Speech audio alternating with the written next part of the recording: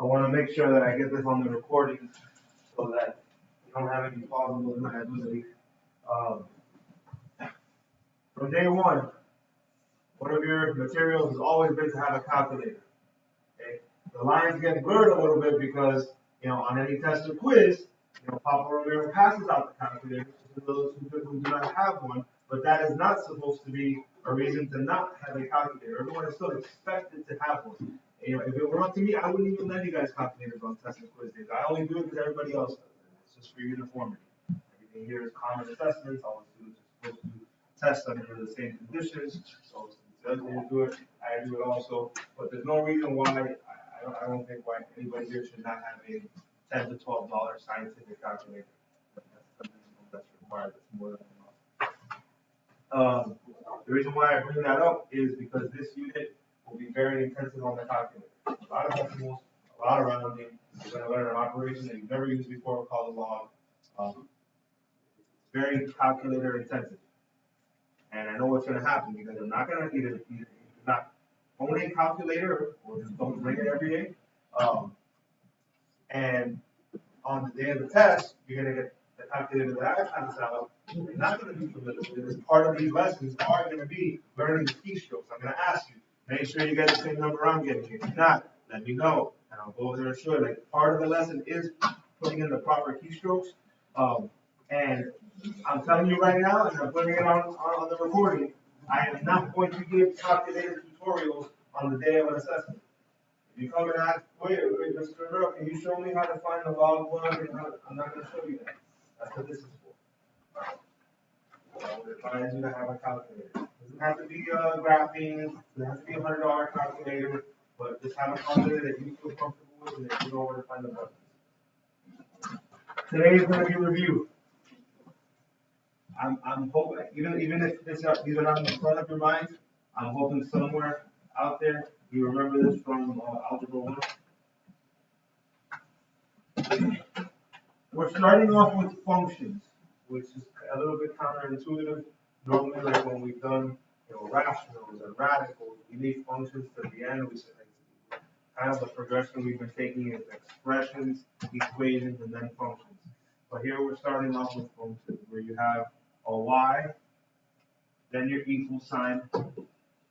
Now, what we're going to focus on today is entirely this. Probably even tomorrow. We won't get into logarithm. We'll use the logarithm button tomorrow. We're going to use that button, but we're going to use it to help us solve exponentials. We're not going to actually start off with logs until later on in the week. And the exponential part, that's what should be the review. You saw those in Algebra 1. What makes something be exponential? When the input variable is up in the exponent.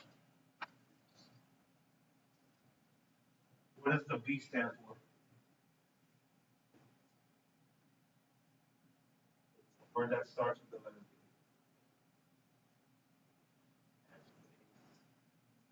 B. Yeah, the base. So when you have some base that's you're used to seeing some variable unknown to a constant power, or with an exponential, now the base is what becomes the constant, and then the exponent is the unknown. This number out in front here, A, is just a multiplier. It's just kind of what does stretching and compressing. We won't focus too much on that. But when we're dealing with exponentials, there's two types of exponentials. There's a growth and a decay. And the type of exponential is determined by that base. If you have a base that is greater than 1, you have what's called an exponential growth. If you have a base that's between 0 and 1, that's called a decay. This should be reviewed. I should not be telling you something here that you don't already know, or that you haven't heard at some point in the past. I know it was a while ago, but you should have seen that before. What types of numbers am I neglecting? Am I leaving out? Yeah, the obvious thing some people would ask, hey, Mr. Romero, what happened if the base is negative? It can't be. Because think about it, this is a base. What have we learned about taking negatives to powers? How many you take a negative to a power? If it's even, then I get a positive, and if it's odd, then I get a negative. That would lead to discontinuities. Your graph would be jumping all over the place. That's discontinuity. So, not that it's impossible, it just wouldn't be exponential. What other number am I neglecting? No?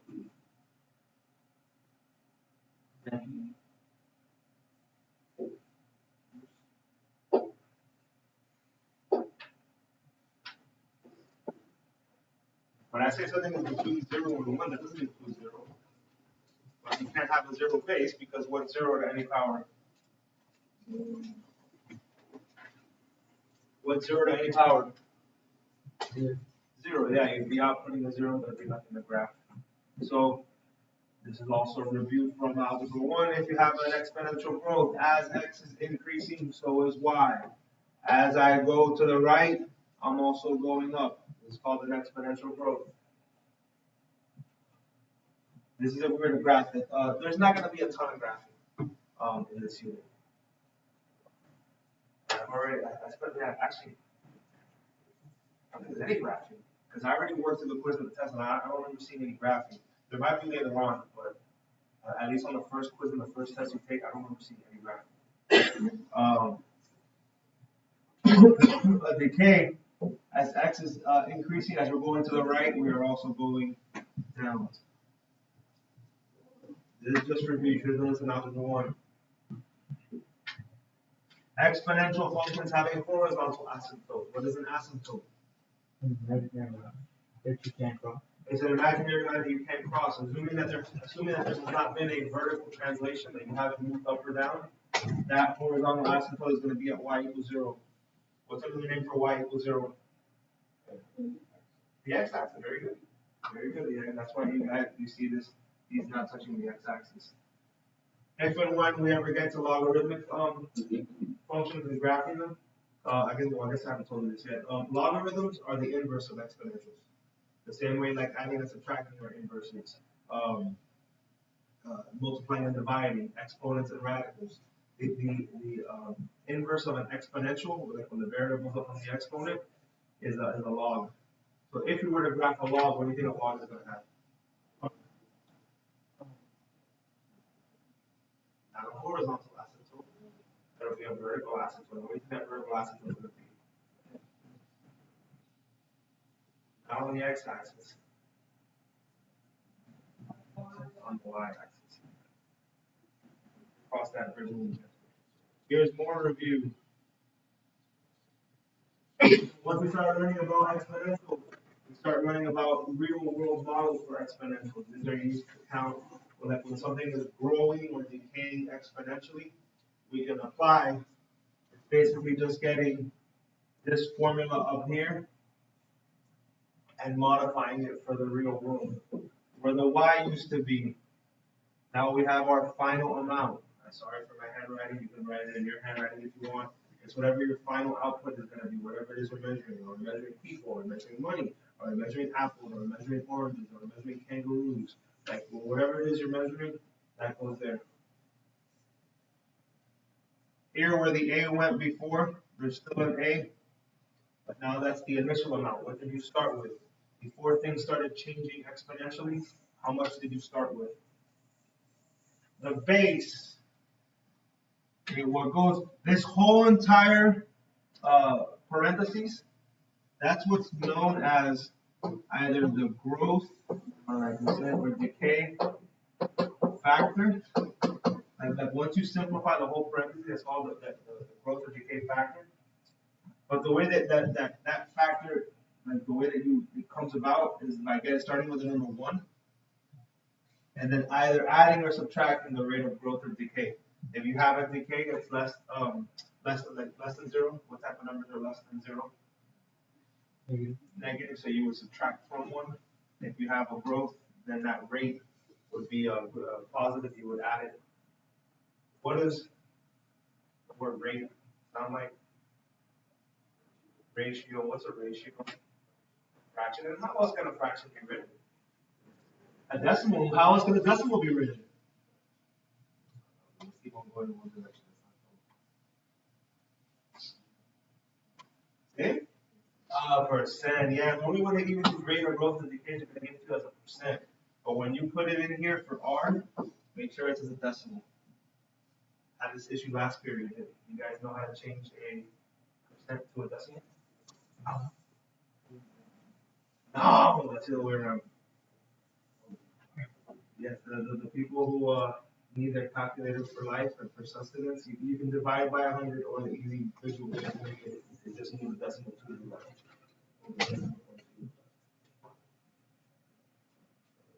And then finally, T is the time period. See, so we're starting with functions, right? There's two variables, an x and a y. They're each going to measure something, but the x, the input, the independent variable on all these is going to be time. How much time has passed, and then how time affects some final amount. Now, what's going to happen on some of these problems that you see coming up, the question is going to ask how much time has passed. We're going to skip those today. We're going to come back to those tomorrow.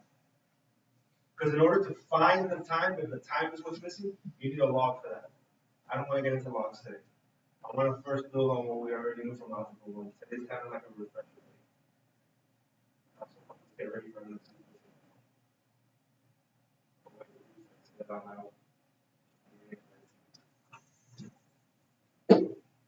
Here we go, let's jump into practice on.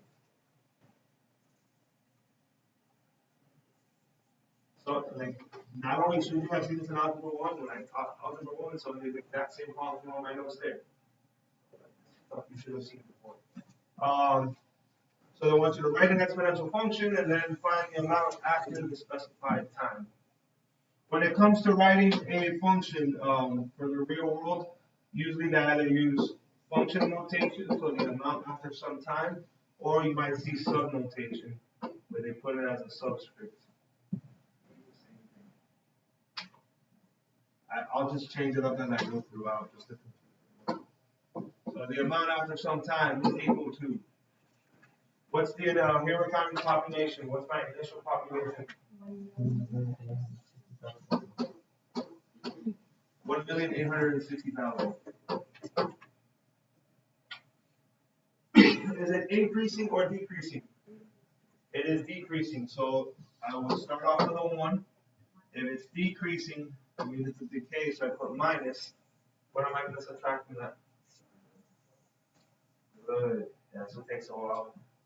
Oh yeah, you put 1.5, right? Somebody told me last period. Oh yeah, it's minus 150. No, it's times 0.045. I don't know. We're going to change it up a bit.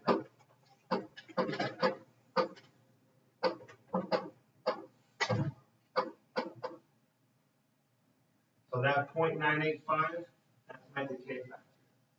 My decay rate is 1.5%, but my decay factor is 0.985. Oh man, that looks ugly.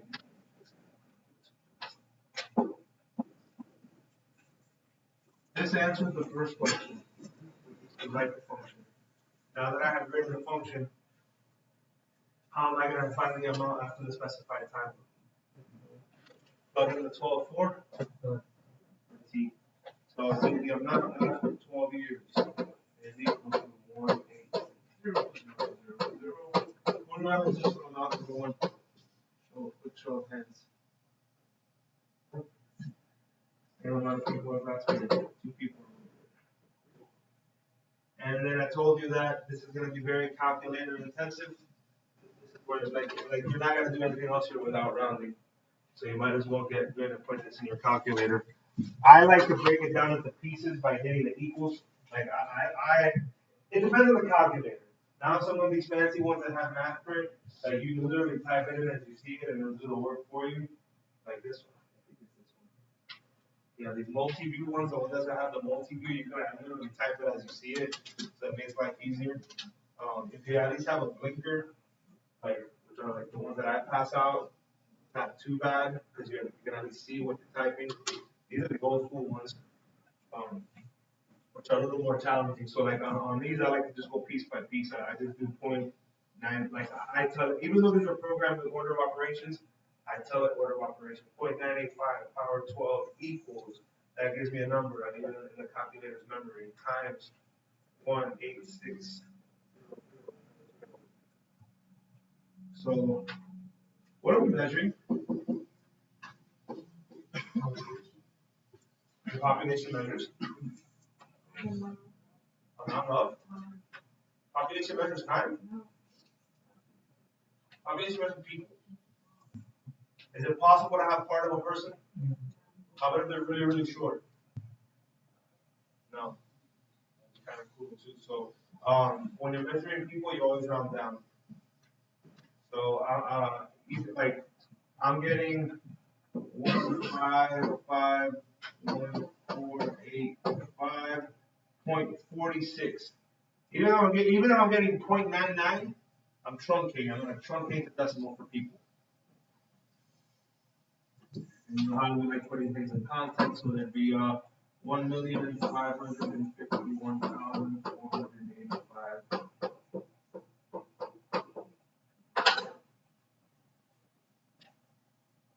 Anybody not get that on their calculator? Wants to know how to get that on their calculator? Did you get that, Julie? Yeah, it's a simple question. What? Isn't this the same unit when you took the half-life? Yeah, back when we did half-life stuff, yeah. Yes. Half-life is the type of decay, but it just happens to be with the decay factor is always just 0.5. We did it at the same time another one. Yeah. No, it's not. Yeah, it was not letting them operate.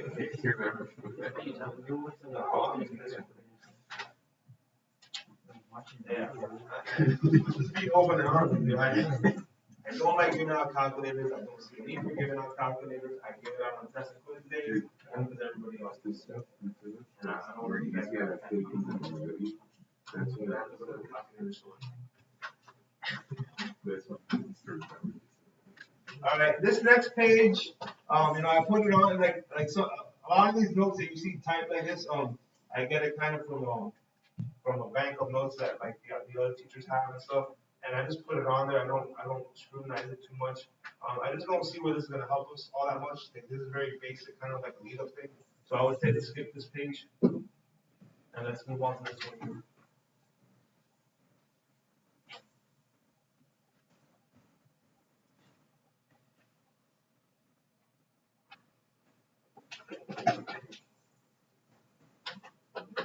Now, if you look at this next problem here, it seems like it's the same as the one that we just did. But look at what you're being asked to find. When? Yeah, you're being asked to find the when, which would mean what would you be solving for? Time. Time. When you solve for time, you need to use the log button on the calculator.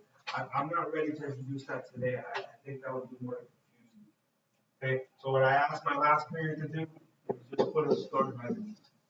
So that way tomorrow we're going to jump into those. The setup is going to be the same. It's the same type of formula, like the same function. We're plugging numbers in the same way. The thing is that the variable is going to stay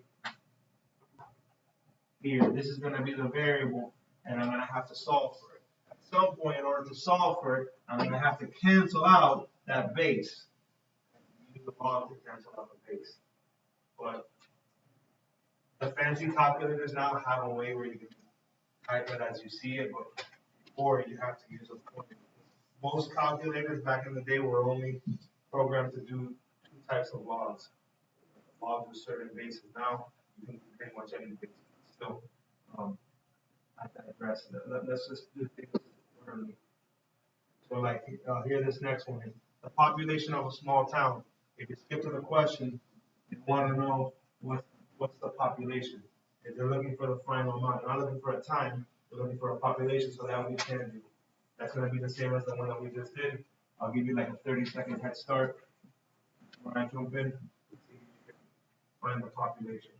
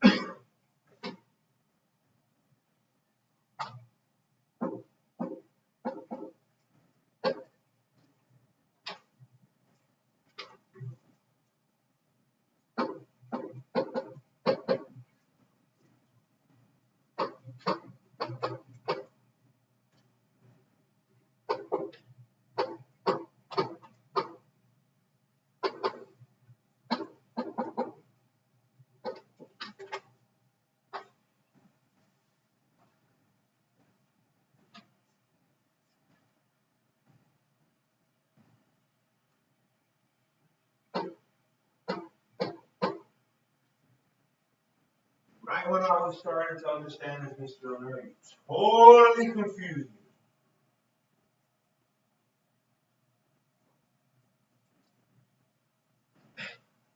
The two variables here are going to be time and then some other measurement. In this case, that other measurement is population. In order to find one, you need to know the other. Tomorrow, when we start finding time, they're going to have to give us the other measurement. Today, when they want us to find the other measurement, which it just happens to be like the first 2 we've done is population, but they're not going to all be populations. But we remember the very common thing is that we measure. Probably the most common thing we measure is your favorite thing on earth. Money, moolah, yeah. In order to find one, they have to give you the other, but Mr. Romero, they did not give me the time here. Yeah, you gotta figure that out. If we start counting in 2007, and we stop counting in 2023, how much time has passed? 16. That's where I got 16 from. Where did I get the 1.035 from? Plus, yeah, y plus, well, because this was a growth. So I'm adding that 3.5% to the one. Yes, sir. Oh, calculator. So like, Yeah. I'm getting 6.3. Like, I don't know if I'm. Calculator be tripping. Oh, because it looks like your calculator is doing the scientific. 1.035 hour 16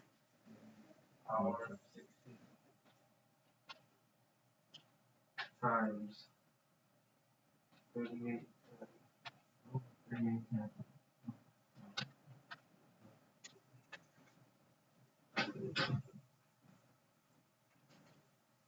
Any other questions? All right, this next one here, I don't put an X through it, but at the same time, we're not gonna do it because the thing is that they're not giving you the percent of decrease. In order to find that, you have to do a regression, but we're not gonna do that. So, like, it won't show up on the test, it won't show up on the quiz. We can just skip it. Once you find that percent, yeah, you can answer the rest of them. But we have enough questions to go around. We don't need to worry about that.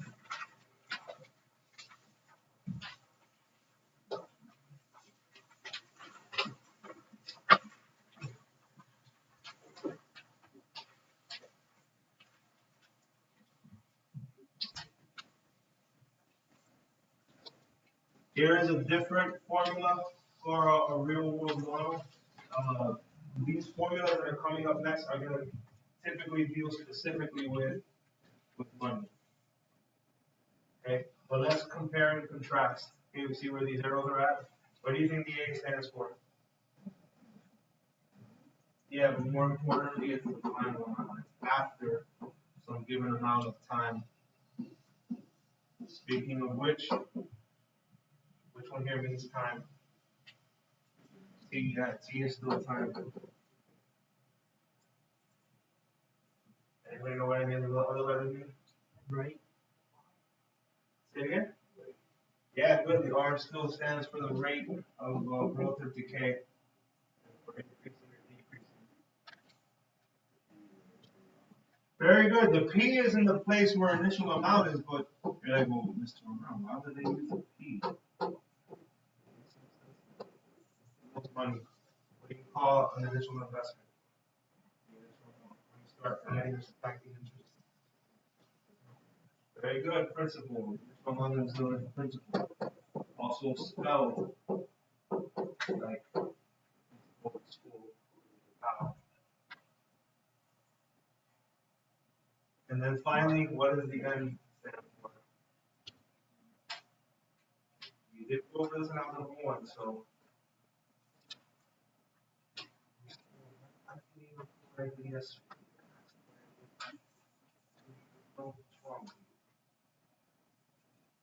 Stands for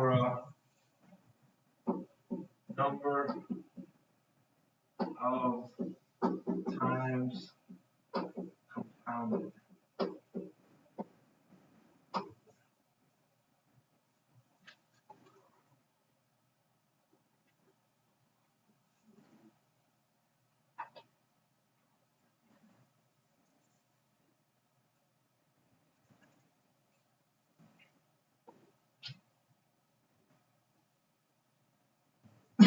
suppose $1,200 is put into an account that offers a rate of 1.25 compounded annually. Maybe this will start making sense now.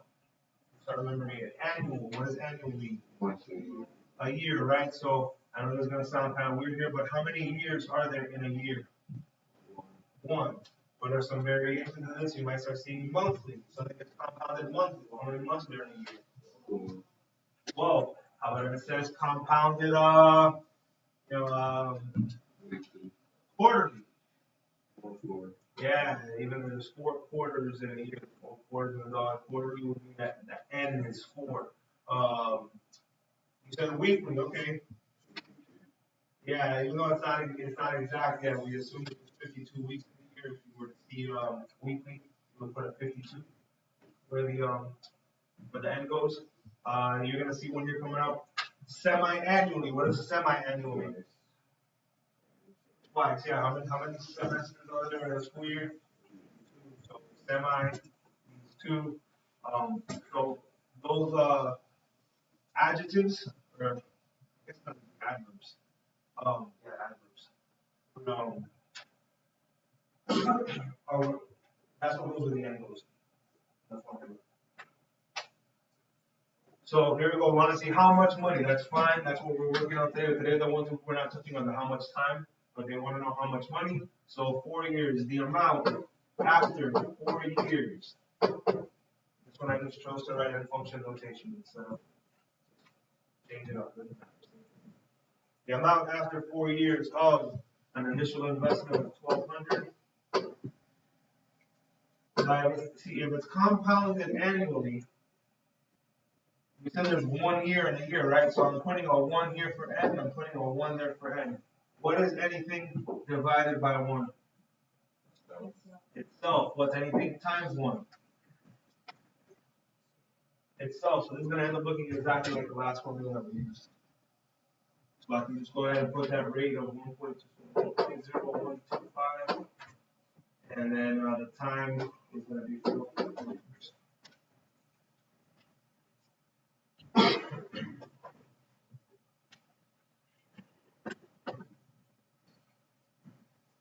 So the amount after 4 years is this. Ready, set, calculate 1.4.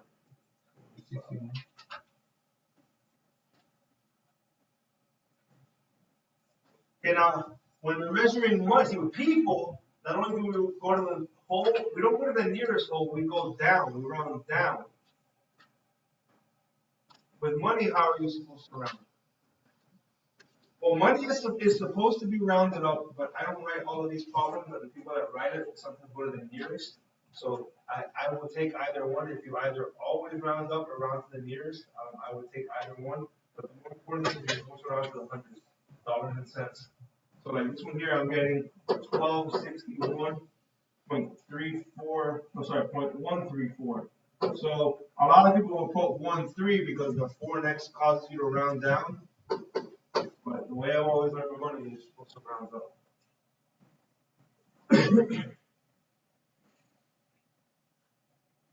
If you see, and here's the argument for that, okay?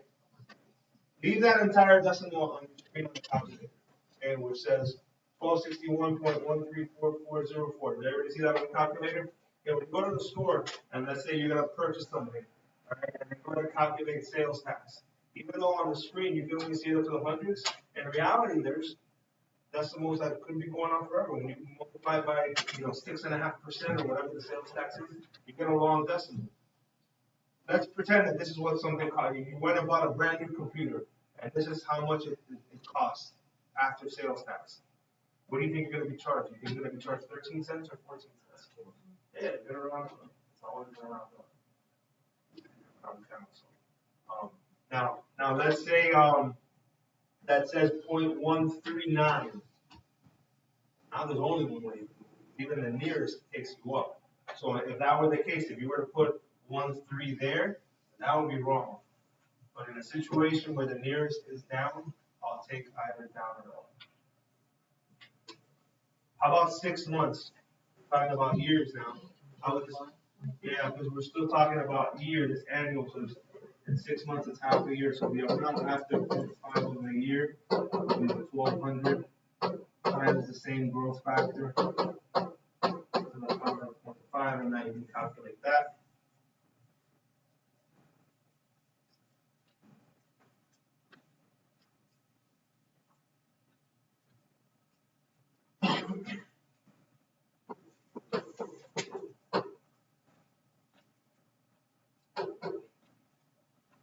I'm getting 1207. See how this says 476? So you have no other, like there, it has to be 48. If you were to put 47, then that would be wrong.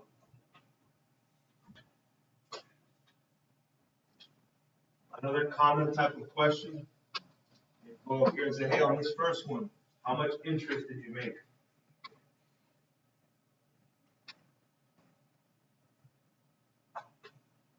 How much money did you end up with? Yeah, you ended up with 1261.14. You started off with 1,200. So how much interest did you make? $61.14. Julian, how much money did you make off of the second one?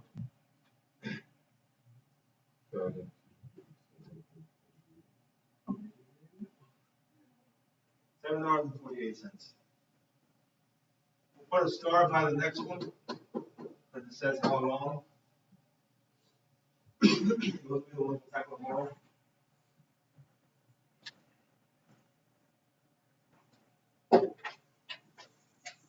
All right. Suppose 4,500 is invested in an account that pays 2.75% compounded semi-annual. Okay, so here we go. Now we're going to have to use that second formula. What are we going to put in for the principal? 4,500. What are we going to put in for the rate? 0.0275. And then what are we going to put in for the time?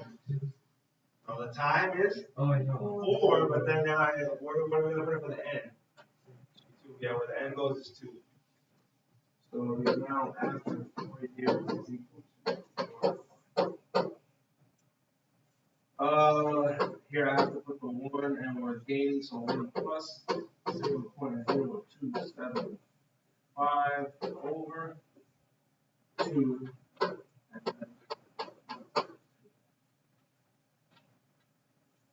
That's going to give you a pretty big decimal, so I would just learn to put that whole thing in the calculator. You can also break it up into pieces. Like if I'm using my old school one, I'm doing 0.0275 divided by 2. That's not that big of a decimal. But I let my calculator store it. And I put plus 1, I hit equals again. Then I do power. What am I going to take it to the power of? 8. Yeah, 2 times 4 is 8. Times 4,500. And I'm getting $5,019.49.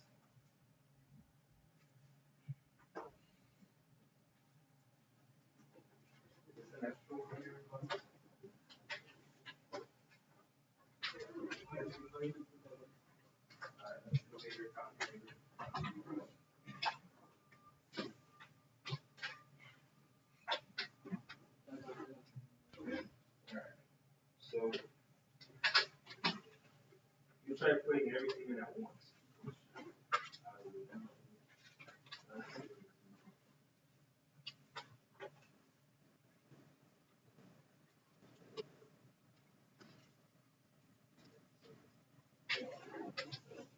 1 plus 0.75. I prefer to do it in pieces. I'm doing just the inside parentheses first.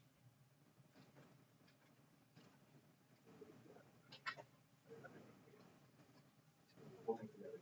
But you have to.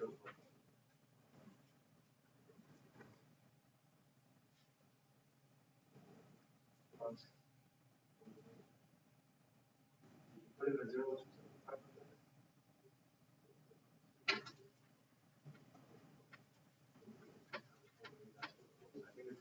That's what it is. The power of 200.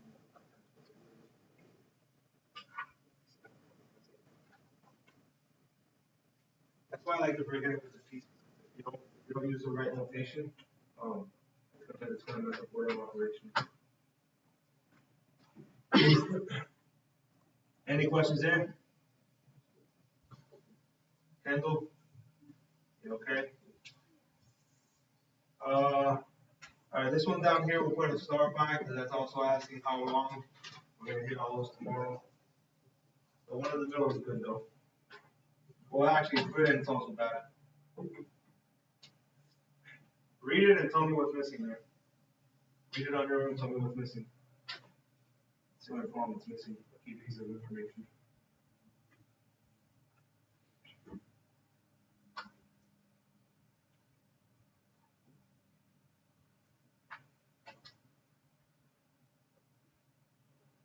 Yes, sir. Yeah, it's missing the time. Yeah, and that has an effect. If you're looking at two different types of accounts, if I want to put something in for not a lot of time, one account might be better than the other one. But then if I need my money in longer, maybe the other type of account becomes better. Like time plays a factor. This does not tell us time, but I don't want to just waste the problem. So let's assume 1 year. Let's just assume for the sake of argument that this is going to be for 1 year. Well, what will make you more money in 1 year? Well, let's start off with account one. So account one after 1 year is equal to, it says we're going to put in 5,000 times 1 plus compounded quarterly. What is going to be my N on compounding quarterly? 4. So 0.025 over 4. And then the power is going to be the 1 year times the quarter, which is 4, but that's just 4. That might give you a big decimal for just probably just putting that into your. Like when I grade these things, like on a free response, it's typically just going to be, did you write the function correctly? And then at the end, did you evaluate it? There's not going to be too much stuff put into the work in between because it involves big decimals.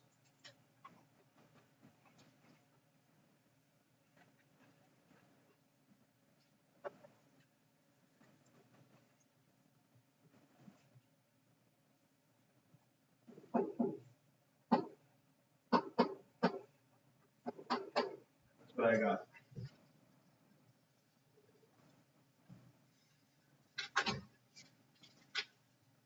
Oh crap, I did the wrong one. I did it backwards. Let's see one. Actually no. No, I did it. I did the second one. Okay, we're cool. I did the second one. I haven't done the first one. That's fine. I can leave that. How much money did I make off of interest? 126 and 18. I just did account number 2. Okay. Account number 1. After 1 year is going to equal the same 5,000. 1 plus. What's the interest there? No, for account 1. And the wording was weird. So if they like instead of saying account 1 is this, they said this is account 1. So we're looking up there at the front. 1.25. So plus 0.0125 over this one's gonna be monthly. What's the end for monthly? Oh. And then we're assuming 1 year. Maybe write it down so you forget later when we go over yourself. Let's assume this is for 1 year. So 1 times 12 is 12. Put that into the calculator. 0.01.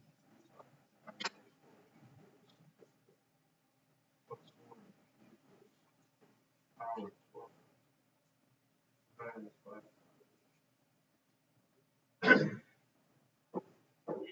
So I'm getting that 5,062.86 cents. How much money did you make off of interest there? $62.86. So even though they didn't tell us the time, if we assume the time is for 1 year, what's the better option for 1 year? Yeah, but we did it backwards, so yeah, account number 2. First one that we did was account number 2. Because more money is better than less money, right?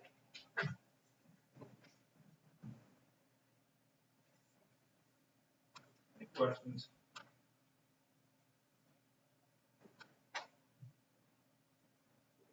For the next page. Ooh. This is the one that you did not do in Algebra 1. It's going to be new. This is something called compounded continuous. The adverb and changes from monthly and not continuously. What happens when you compound continuously is that your base, okay, which is that growth factor, is now a number called E. Not a letter, not a variable. E is a number. Think of it like pi. This thing mentions pi. Pi was a symbol, right? But that symbol always represented the same number. The 3.14159 was the same number, right? Well, so is E. Your calculator has an E button. So here goes a little preview for the log button tomorrow.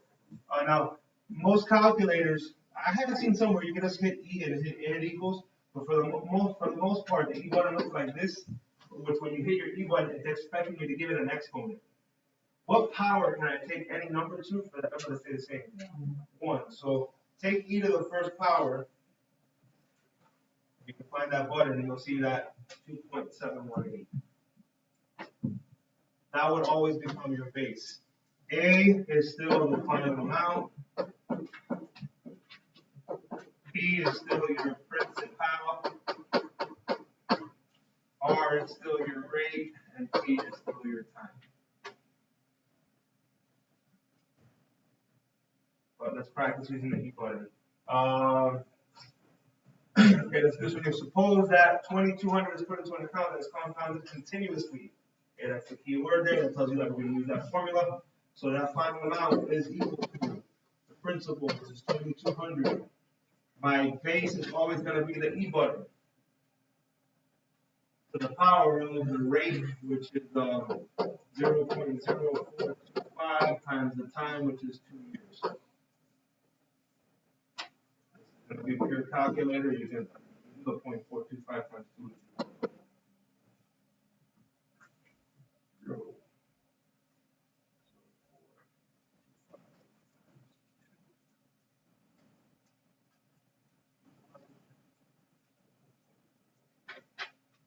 I am getting 2395.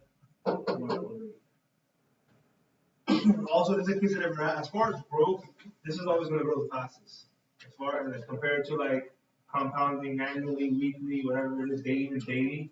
Something compounded daily, what would be the 365? Compounded continuously should be the fastest one. Eventually, I guess. Enough time.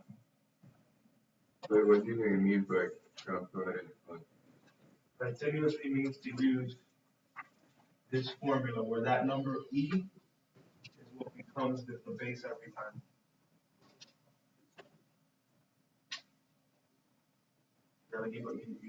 Yeah, okay. No, because I've seen this letter before many times, but I'm trying to understand the concept. It's just saying that this number here is the base. If you want to look into the derivation of E, that's somebody last year. How they get that number from? Feel free to go on Google. Like that's not something I'm going to get into now. But it has to do with like the limit of an asymptote of a certain function as it approaches infinity. Okay. That's the number that it gets to. I don't have the formula memorized, but yes. How do you know it's compound? I didn't have to tell you.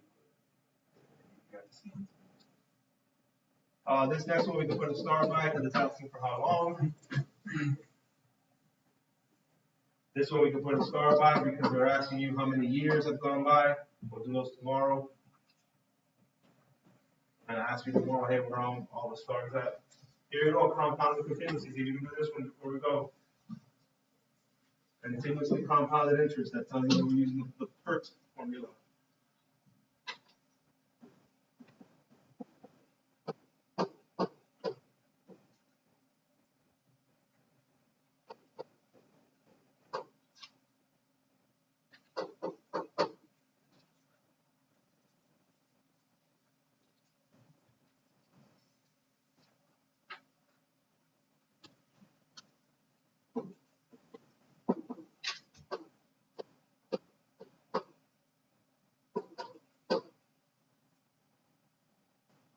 I got $664.21.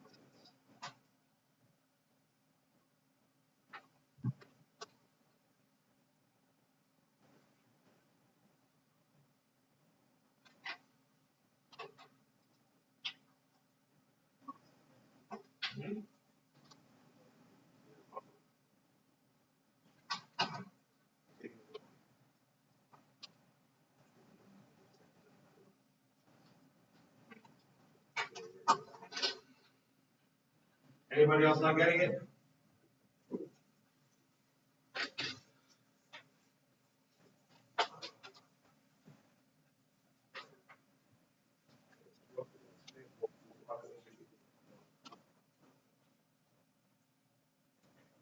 I think this is the one I stopped with last period.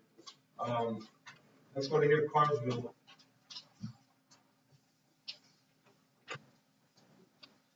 Population of Cartersville is currently 24,678 and is expected to have a growth rate of 3.2% per year. Per year means annually, which means that the n is 1, which means that we can just use the original formula. What would be the population after 4 years? So the amount after 4 years is 234,678. My growth factor will be 1.032 to the power of 4. I don't have to worry about dividing or multiplying or anything else.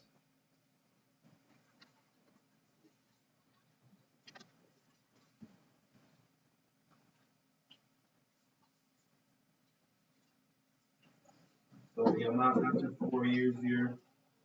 With people, where are we round? Down. So this would be 266,189. We want to then see how many people moved in. Subtract the 2. Now we'll go back to the beginning and we'll tackle all this other stuff. Any questions?